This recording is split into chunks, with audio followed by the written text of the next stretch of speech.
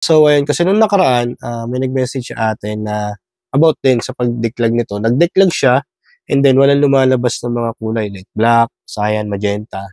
Pero dun sa case naman na nag-message sa atin is ilan lang naman yung nawala, parang cyan and magenta lang. So possible naman talaga na mawawala yung paglabas ng ink sa inyong printer head kapagka nag-manual declag kayo. Bakit? Kasi sa pag-manual declag niyo, 'pag naglagay kayo dun ng syringe at binuga niyo ng binuga ah, yung solution dun, talagang mawawalan ng laman na ink yung printer head niyo. So after niyo mag-declag na ayos niyo na, napatuyo niyo na, tapos nag-print kayo, talagang sadya walang lalabas dun or kung may lumabas man dun, sobrang konti lang at possible nga na ang tumapa dun sa papel niyo is yung, solution pa. Ito lang yung kailangan niyo munang gawin after niyo naman na mag-declag. So na-declag niyo na, nagawa niyo na lahat nung nasa video na 'to, nag-head clean kayo ng isa, then after nung isa, wala pa rin. So possible pa rin naman na mangyari yun. Basta hindi mo na-short yung board, hindi mo na-short yung printer head, wala kang magiging problema. At as long as okay pa rin yung printer head mo. So ganito lang yung kasimple yung gagawin mo. Pakita ko lang sa inyo ulit dito sa screen ng ating monitor. So ayan, ito na yung ating monitor. Hindi na ako nag-screen recorder kasi para mas mabilis. Ang gagawin nyo lang is ito, pupunta kayo dito. Titingin ko lang. Like example, punta ka lang kay Notepad. Yan, control P ka lang dyan para mag-pop up na tong print options. Yan, pupunta ka lang kay Epson L3210. Like example, ito na Epson L3210 mo. More settings, maintenance, and then pipili ka lang dito kay print head cleaning or power cleaning. So, kung nakapag-head clean ka na ng isang beses, ito, at wala pa rin lumabas, pwede ka pa rin naman ulit mag-print head cleaning. Tapos, kung talagang pangalawa, wala pa rin, pwede mo lang gawin itong power cleaning. So, note mo lang na after ko mag-power cleaning is 12 hours bago ka makapag-power cleaning. Pero, kung okay yung head mo, walang problema yung board mo, sigurado ko after mag-power cleaning nito, then head clean mo siya ng isang beses, magkakaroon na yun ng printout. So, ganun yung nangyari doon sa isa nag-message natin sa Facebook. No? Ganun na siya kadali as long as hindi mo talaga na short yung board or yung printer head. After mo mag-power cleaning, and di ba na power cleaning mo siya, print head mo na isang beses ulit, then mag-try ka lang mag-print. Pero ang tanong naman ganito, paano kung after mo mag-print head cleaning, power cleaning, tapos print head cleaning ulit, wala pa rin lumabas doon sa manual declag mo. So, possible na barado na yung color na yon. Like example, ang binabadan mo is yung magenta. Pero after ng power cleaning, head cleaning, wala pa rin nangyari. So, possible talaga na barado na yung magenta mo.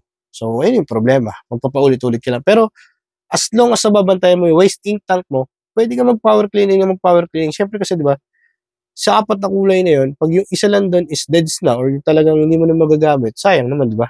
Lalo kung black. Pag black kasi, syempre, hindi ka na makapag-print ng black and white. So, kung cyan or magenta or yellow yung may problema mo, at least magagamit mo pa yung printer mo for black and white. Ang worst kasi, pag yung black yung naging problema mo, hindi mo na siya basta-basta magagamit pagdating sa color kasi nga, yung black tumutulong doon na pag-dark ng color yun. So, yun. Kapag possible, or kapag gano'n na nangyari sa'yo, nag-manual declag ka, at hindi na talaga lumalabas, possible na talaga na sira na yung sa head. So, yun lang yung options mo. Pero, as much as possible, bantayan mo yung waste ink tank mo, pwede ka mag-power cleaning na mag-power cleaning. Pwede mong gawin ng ganyan, pwede ka mag-print head na mag-print head hanggat lumabas yung kulay na nagbara dun sa iyo. Basta lagi mo lang babantayan yung waste ink tank mo. Kaya may video tayo dito kung paano ka magawa ng external waste ink hose tsaka external waste tank na ginagamit ko. Kasi malaking bagay yun pagka nag-power cleaning ka, nag-head cleaning ka na, nag-head cleaning kasi maliit lang talaga yung yung waste tank ni Epson L3210. Mabilis siyang mapuno. Nakailang head clean ka lang, ilang power cleaning, puno na siya. Kaya nga maganda na meron kang external waste hose and external waste tank para doon sa option na yun. Kasi kahit ilang head clean ka, kasi wala ka naman magagawa. Kung barado naman na talaga yung printer head mo, kaysa naman hindi mo subukan. Malay mo naman, sa nakailang head clean ka, nakailang power cleaning ka, dun lumabas. Ayun lang kasi yung possible talaga after mo na ma-declag.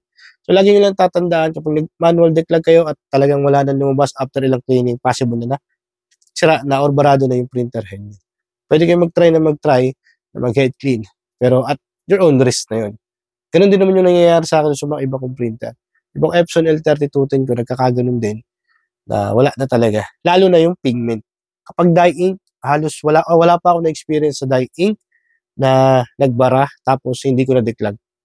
Pero doon sa pigment, ilang beses na, siguro 3 beses na or more than pa. Kasi meron na tayong almost 12 na ganung printer and ilan na yung sira. At ang nagkaroon ng problema is pigment lang talaga.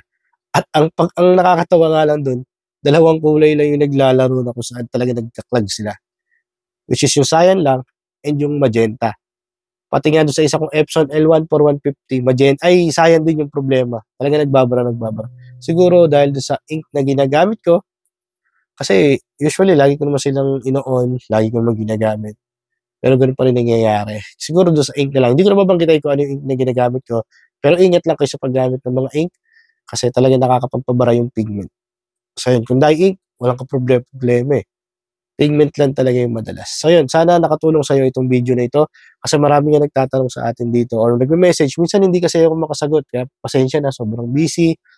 Lalo ngayon na may tinatapos akong thesis para sa aking masteral sa Taguig City University kaya medyo hirap na hirap ako sa time na yun. Kaya sana maintindihan nyo rin. So pag natapos ko naman to at nakaluwag-luwag ako sa oras, pabalik tayo ulit sa paggawa ng mga videos para makatulong ako sa inyo. Sa ngayon lang, comment lang kayo, magtanong lang kayo sa mga ilang video ko.